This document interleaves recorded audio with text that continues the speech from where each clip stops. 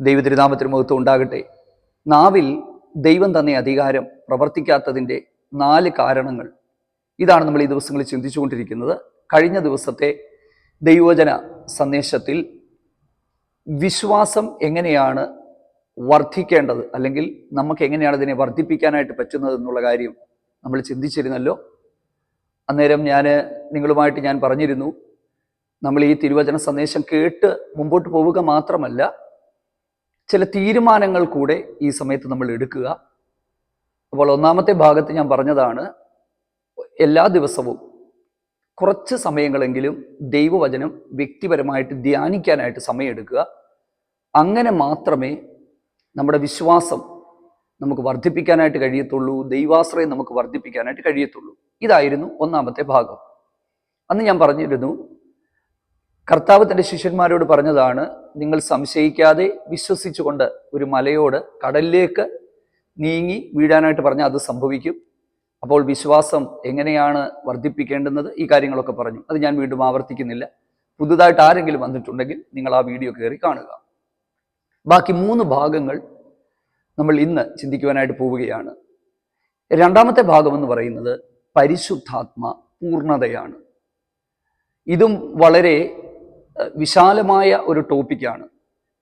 ഞാൻ ഇങ്ങനെ സിമ്പിളായിട്ട് കുറച്ചുകൂടി സമയമെടുത്ത് നിങ്ങളുമായിട്ട് പങ്കുവെക്കുന്നതിൻ്റെ കാരണം എന്താണെന്ന് ചോദിച്ചാൽ, വെറുതെ പ്രസംഗിച്ച് ഒരു പ്രസംഗം തീർത്തു എന്ന് പറയാനായിട്ട് ഒരു ബുദ്ധിമുട്ടുമില്ല. നല്ല കടുകട്ടിയുള്ള വാക്കുകളും സാഹിത്യ ഭാഷയും അതുപോലെ തന്നെ അങ്ങനെയുള്ള കാര്യങ്ങളിലൂടെ നമുക്ക് പോകാനായിട്ട് പറ്റും. പക്ഷേ അതുകൊണ്ട് വലിയ ഗുണമുണ്ടെന്ന് എനിക്ക് തോന്നുന്നില്ല. ഒരു നല്ല മെസ്സേജ് ആയിരുന്നെന്ന് നമുക്ക് പറയാൻ പറ്റും. അപ്പം അതിൽ നിന്നൊക്കെ വ്യത്യസ്തമായി നമ്മളൊന്ന് ചിന്തിക്കാനും ദൈവസന്നിധിയിൽ ഇരിക്കാനും ഒക്കെ സഹായകരമായി തീരുന്ന രീതിയിലാണ് ഈ തിരുവചന സന്ദേശങ്ങൾ മുമ്പോട്ട് പോകുന്നത്. അപ്പോൾ ഒന്നാമത് നമ്മൾ പറഞ്ഞു, ദൈവവചനം ധ്യാനിക്കാനായിട്ട് സമയമെടുക്കുക. രണ്ടാമത്തേത് പരിശുദ്ധാത്മ പൂർണ്ണതയാണ്. പരിശുദ്ധാത്മ പൂർണ്ണതയിൽ ആയിത്തീരുമ്പോൾ നമ്മിൽ വെളിപ്പെടുന്ന ഒരു ദൈവിക അധികാരമുണ്ട്. അങ്ങനെയെങ്കിൽ എങ്ങനെയാ പരിശുദ്ധാത്മ പൂർണ്ണതയിലേക്ക് നമുക്ക് എത്താനായിട്ട് പറ്റും? പരിശുദ്ധാത്മാവുമായി ബന്ധപ്പെട്ട് ധാരാളം തിരുവചന സന്ദേശങ്ങൾ നമ്മുടെ ചാനലിലുണ്ട്. പക്ഷെ പുതുതായിട്ട് പല പ്രിയപ്പെട്ടവരും ഇങ്ങനെ വന്നുകൊണ്ട് ഓരോ ദിവസവും മെസ്സേജുകൾ കാണുന്നുണ്ട്. അവർക്കൂടെ സഹായകരമായി തീരത്തക്ക രീതിയിലാണ് ഈ മെസ്സേജ് പോകുന്നത്. വേഗത്തിൽ നമുക്ക് മുമ്പോട്ട് പോകാം. അപ്പോസ്തല പ്രവൃത്തി 13-ാം അധ്യായത്തിൽ നമ്മൾ ഒരു ഭാഗം കാണുന്നുണ്ട്. ഞാൻ കഴിഞ്ഞ ദിവസങ്ങളിൽ അതിനെക്കുറിച്ച് പറഞ്ഞു. ആ ഭാഗം ഞാൻ വിസ്തരിക്കുന്നില്ല.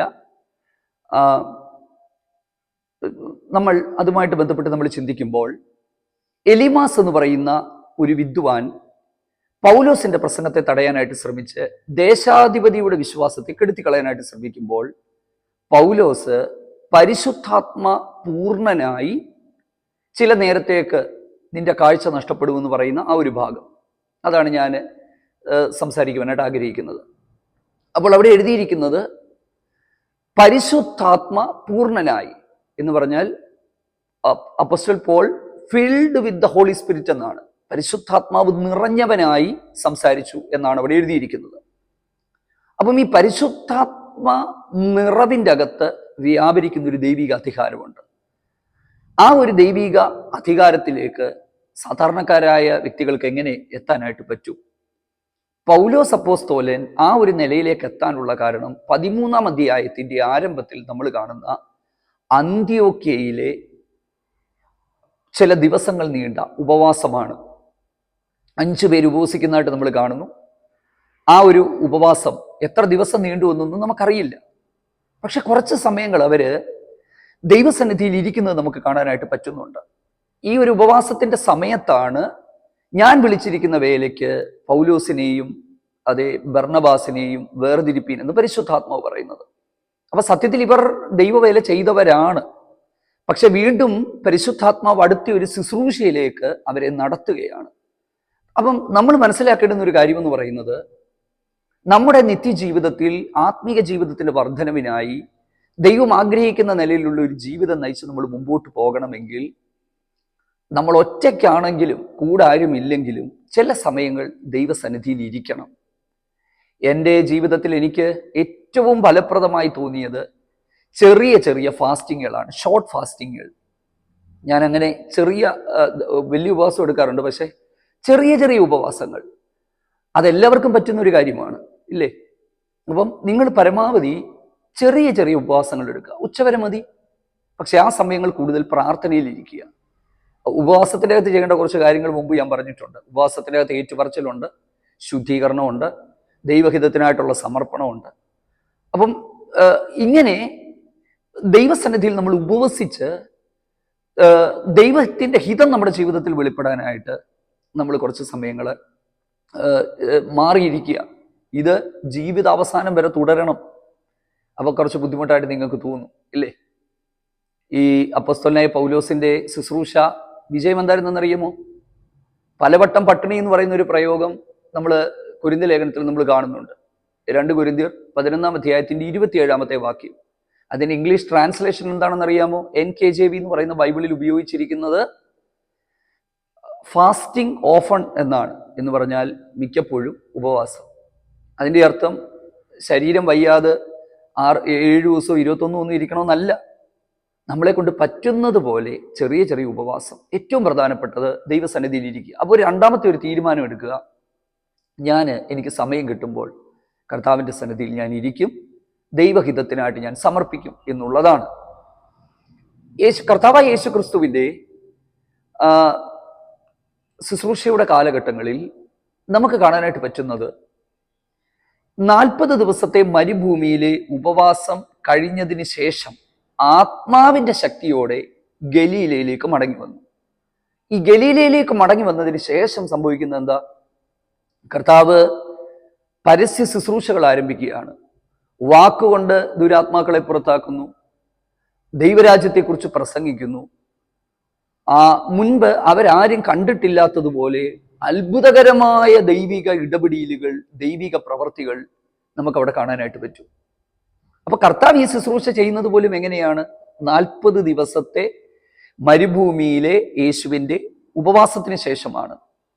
ആത്മാവാണ് പിശാചിനാൽ പരീക്ഷിക്കപ്പെടേണ്ടതിന് യേശുവിനെ മരുഭൂമിയിലേക്ക് നടത്തിയത്. അപ്പൊ ഞാൻ നിങ്ങളുമായിട്ട് പറയാനായിട്ട് ആഗ്രഹിക്കുന്ന ഒരു കാര്യം, ദൈവത്തിൻ്റെ ആത്മാവിൻ്റെ ശക്തി നമ്മുടെ മേൽ അതിൻ്റെ പൂർണ്ണതയിൽ വെളിപ്പെടുമ്പോൾ നമ്മുടെ നാവുകളിലും ദൈവിക അധികാരം വ്യാപരിക്കും എന്നുള്ളതാണ്. നമ്മളത് മനസ്സിലാക്കുക. അപ്പം ഇതാണ് രണ്ടാമത്തെ ഭാഗം എന്ന് പറയുന്നത്. ഇതിനോട് ചേർത്ത് തന്നെ പറയേണ്ടുന്ന മൂന്നാമത്തെ ഭാഗമാണ് ദൈവഹിതപ്രകാരമായിരിക്കണം നമ്മുടെ യാത്ര, നമ്മുടെ ജീവിതം. കാരണം നമ്മൾ ദൈവഹിതത്തിലല്ലെങ്കിൽ, ദൈവവചനപ്രകാരം അല്ലെങ്കിൽ നമ്മൾ പറയുന്ന ഒരു കാര്യം സംഭവിക്കത്തില്ല. ഞാൻ പറഞ്ഞത് നിങ്ങൾ കൃത്യമായിട്ട് മനസ്സിലാക്കും എന്ന് ഞാൻ വിശ്വസിക്കുകയാണ്. കാരണം നമ്മൾ ചുമ്മാ പോയി ഒരിടത്ത് എന്തെങ്കിലുമൊക്കെ കൽപ്പിച്ചാൽ അത് നടക്കത്തില്ല.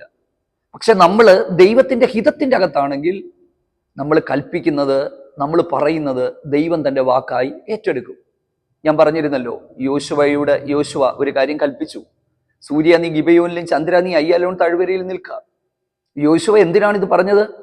ദൈവത്താൽ തിരഞ്ഞെടുക്കപ്പെട്ട തൻ്റെ ജനതയുടെ മുൻപോട്ടുള്ള യാത്രയിൽ നേരിട്ട തടസ്സങ്ങളെ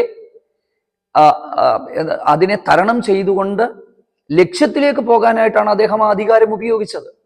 അപ്പൊ നമ്മുടെ ആത്മീയ ജീവിതത്തിലും ദൈവം നമുക്ക് ഈ അധികാരം തന്നിരിക്കുന്നത് സുവിശേഷത്തിന് വേണ്ടിയാണ്, ദൈവരാജ്യത്തിന്റെ വിസ്തൃതിക്ക് വേണ്ടിയാണ്, വിജയകരമായ ക്രിസ്തീയ ജീവിതം നയിക്കാനായിട്ടാണ്. ആത്മീയ ജീവിതത്തിൽ നമ്മൾ നേരിടുന്ന ആത്മീയമായ തടസ്സങ്ങളെ തരണം ചെയ്തുകൊണ്ട് മുൻപോട്ട് പോകാനായിട്ടാണ്. ഈ ഒരു കാര്യം നമ്മൾ മനസ്സിലാക്കുക എന്നുള്ളതാണ്. അപ്പൊ ഞാൻ പറഞ്ഞു, രണ്ടാമത്തെ ഭാഗം എന്ന് പറയുന്നത് ആത്മശക്തിയാൽ നമ്മൾ നിറയപ്പെടുക എന്നുള്ളതാണ്. ഈ ആത്മശക്തിയെക്കുറിച്ച്, പരിശുദ്ധാത്മ പൂർണ്ണതയെക്കുറിച്ച് മുമ്പ് ഞാൻ പ്രസംഗിച്ചിട്ടുണ്ട്. കുവൈറ്റില് നടന്ന ഒരു ഉപവാസ പ്രാർത്ഥനയിൽ അതിന്റെ പ്രധാനപ്പെട്ട വിഷയം പരിശുദ്ധാത്മാവാണ്. 50 മിനിറ്റോളമുള്ള 3 മെസ്സേജുകൾ അതിൻ്റെ അകത്തുണ്ട് ഈ അപ്പോസ്തല പ്രവർത്തികളിൽ. അപ്പം നിങ്ങൾ പലരും അത് കേട്ടിട്ടുണ്ടാകും. അന്നേരമെല്ലാം ഞാൻ ഈ ഒരു കാര്യത്തെ എംഫസൈസ് ചെയ്തുകൊണ്ട് ഞാൻ പറഞ്ഞിട്ടുണ്ടായിരുന്നു. ഇനി ഇത് മനസ്സിലാക്കാനായിട്ട് എൻ്റെ ജീവിതത്തിൽ ഒരു 3 അനുഭവങ്ങൾ വളരെ ചുരുക്കമായിട്ട് ഞാൻ നിങ്ങളോടൊന്ന് പറയുകയാണ്. നിങ്ങൾക്കത് സഹായകരമായി തീരുമെന്ന് ഞാൻ വിശ്വസിക്കുകയാണ്. ഞാൻ ഒറീസയിൽ 2011 സമയത്ത് എൻ്റെ കാലിൽ ഒരു വലിയ ഇൻഫെക്ഷൻ ഉണ്ടായി. ആ സമയത്ത് അവിടെ ട്രീറ്റ്മെൻറ്റുകളൊക്കെ കുറവാണ്. ഞാനൊരു ഗ്രാമപ്രദേശത്തായിരുന്നു. അപ്പം അന്ന് എൻ്റെ കാലിൽ എൻ്റെ ഒരു രക്തക്കുഴലിൽ എനിക്ക് തോന്നുന്നു ഒരു ഭാഗത്തൊരു ചെറിയൊരു മുറിവുണ്ടായി, പഴുത്ത് ഇൻഫെക്ഷനായി, കഴലയെല്ലാം നീരായി. എന്നെ നല്ല ആശുപത്രികൾ അടുത്തില്ല, ആരും കൊണ്ടുപോകാനായിട്ടില്ല. ഞാൻ ഒറ്റയ്ക്കൊരു വീട്ടിൽ താമസിക്കുകയാണ്. എന്നോടൊപ്പം ഉണ്ടായിരുന്ന ദൈവദാസൻ മറ്റൊരു സ്ഥലത്താണ്. ആ രാത്രിയിൽ പനി പിടിച്ച് ഷിവർ ചെയ്ത് കിടക്കാൻ പറ്റാത്ത രീതിയിൽ മരണത്തെ മുഖാമുഖം കണ്ടൊരു സമയം.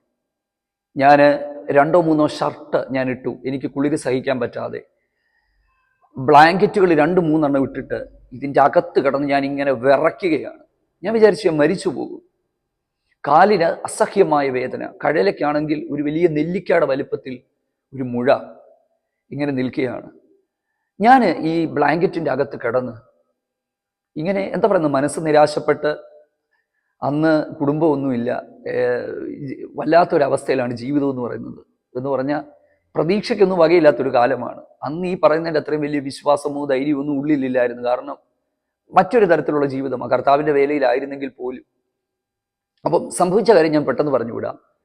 ഞാനിങ്ങനെ ആ കട്ടിലിൽ അല്ലെങ്കിൽ ആ സ്ഥലത്ത് ഞാൻ കിടന്ന് ഉറങ്ങി മയക്കത്തിലേക്ക് വന്നപ്പോൾ പെട്ടെന്ന് എൻ്റെ അകത്ത് ഒരു ദൈവത്തിൻ്റെ ആത്മാവിൻ്റെ ശക്തി വ്യാപരിച്ചു.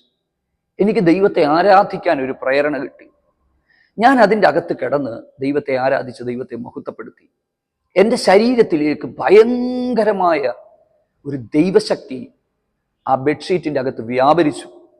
ഞാൻ നാവെടുത്ത് എൻ്റെ കാലിൽ കൈവച്ചിട്ട് ഞാൻ ഇങ്ങനെ പറഞ്ഞു, യേശുവിൻ്റെ നാമത്തിൽ ഈ രോഗബന്ധനം എന്നെ വിട്ടു പോകട്ടെ, ഈ മരണഭയം എന്നെ വിട്ടു പോകട്ടെ എന്ന് പറഞ്ഞു. നിങ്ങൾക്കറിയാമോ, ഒരു ഭയങ്കര പരിശുദ്ധാത്മ ശക്തിയാണ് എൻ്റെ മേൽ വ്യാപരിച്ചത്. ക്ഷീണം കൊണ്ടോ തളർച്ച കൊണ്ടോ ഞാൻ അതിൻ്റെ അകത്ത് കിടന്ന് ഉറങ്ങി. കുറേ സമയങ്ങൾ കഴിഞ്ഞപ്പോൾ എനിക്ക് ഭയങ്കരമായിട്ട് ചൂടെടുക്കുന്നതായിട്ട് തോന്നി. ഞാൻ ആ മയക്കത്തിൽ നിന്ന് എഴുന്നേറ്റ് ബെഡ്ഷീറ്റുകളെല്ലാം മാറ്റി പഴയതുപോലെ വന്നു. വീണ്ടും ഞാൻ കിടന്നുറങ്ങി. രാവിലെ എഴുന്നേറ്റ് നോക്കിയപ്പോൾ എൻ്റെ കഴലയുടെ ആ ഭാഗത്തുള്ള തടിപ്പ്, അതിൻ്റെ ഒരു 1/4 ഭാഗത്തോളം ആ സ്വെല്ലിങ് ചൊട്ടി, കാലിൻ്റെ വേദന കുറഞ്ഞു, എൻ്റെ ഫീവർ എന്നെ വിട്ടു മാറി. 4-5 ദിവസത്തിനുള്ളിൽ ഒരു മരുന്ന് പോലും എടുക്കാതെ ഞാൻ പൂർണ്ണമായും സൗഖ്യമായി. അന്ന് എനിക്കൊരു കാര്യം മനസ്സിലായി, പരിശുദ്ധാത്മ ശക്തി വ്യാപരിക്കുമ്പോൾ ദൈവിക രോഗശാന്തി നമുക്കുണ്ടാകും. കാരണം ആ രോഗത്തിൻ്റെ മേലുള്ള ഒരു ദൈവിക അധികാരം നാവിലൂടെ വ്യാപരിച്ചു എന്നുള്ളതാണ്.